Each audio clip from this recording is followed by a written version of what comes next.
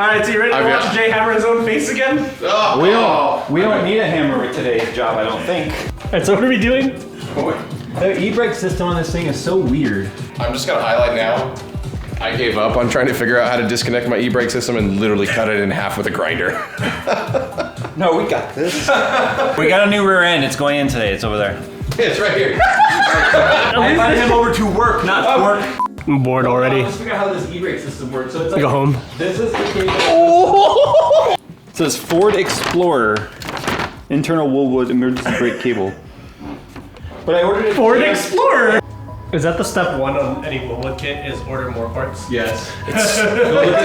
Go look at the reviews. Dude, one of the top reviews on Summit was like, it'd be nice if this piece of shit came with all the shit it's supposed to freaking come with. So the one thing I'll notice, and I think this is how these companies separate themselves from liability, they give you almost everything, but it's like we'll give you the bolts, but not the nuts to secure the bolts. So then when it breaks, they're like, you got bad nuts. I like I'm literally just filming Jay with 2 wrenches and holding 1 wrench being used. Jay's 2 wrenches. Biscuit. What's that wrench do? I can't hear anything. Hey, can you hear this? Oh, jeez. I'm not good at inserting things. Says the guy with 4 kids. Whoa! You just keep poking until the owls turn into ums. Ew. Ew. What? Yeah. Too big. Story of my life. There we go. It's going too well. Whoa. Please knock on now that it hurt. Literally paint me like one of your French girls. Dude, yes. Oh. So hot. It's so hot. That's what turns me on, like a man with tight pants. Spreading his leg. Can I get the speed wrench back? Oh, you No. Well, I'll be damned. I can get this up high enough. Oh, good Lord. Holy shit. Stuff. I'm keeping it from do you want me to do it? No, we're good. Hey, people, we're gonna do this and we'll be back. Jay, you didn't talk this through, you just started doing it. Because I'm just using muscle. Frick. Oh, Stuff. hit the tire. Oh, you didn't have room! That was easy. So the brake lines that come on here don't include, see how the old diff or the rear end has the brake lines on top of it? These clearly don't have that. And so I went to the hardware store and I was getting all these inverted flare nuts and I'm like, okay, 3/16. Nope, that's not it. All right, maybe it's 1/4 inch. That's way too big. And I started reading that the Willwood stuff is 3/8-24. And that's what came off the original diff.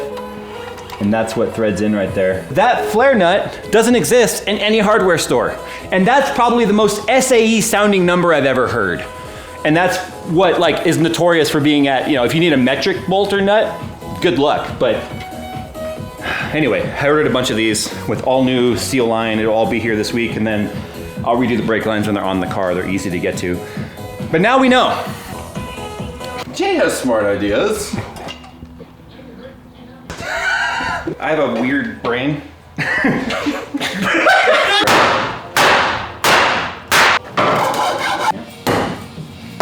Revenge of the Shackle. Yeah, we're gonna take the spring off to make it easier to get the differential to just slide in there. And I am just sitting on the ground, doing nothing. I'm gonna wash my hands, I'm gonna go tinkle. Tinkle. And then Eat. God. But you always have big friends.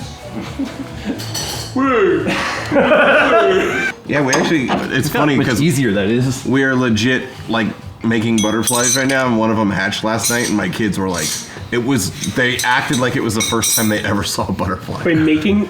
Oh. Yeah, you buy like the little caterpillar kits. Oh. You buy a caterpillar kit. It's the Jay Matt Show. Jay Matt Show. Hey Jay, what are we doing today?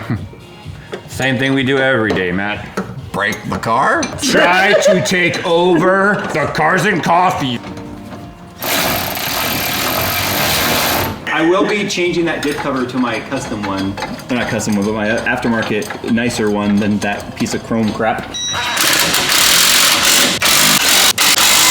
officially installed. Well, almost. We gotta connect the drive shaft, right? Drive shaft has to be connected, and then I have to figure out brake lines. I have to put this shock back in, reconnect this traction bar, re-torque down the shackles. But yeah, compared to the first time. Now what? We're done. See you guys in the next one. Now what? Well, it's not done because we still have to figure out a solution for the brake cable lines because they're not factory. I think I want to cut them and have them meet where the factory one goes. And Matt's like, no, do something custom up front. I gotta switch out this diff cover with, you know what's funny? It doesn't look terrible.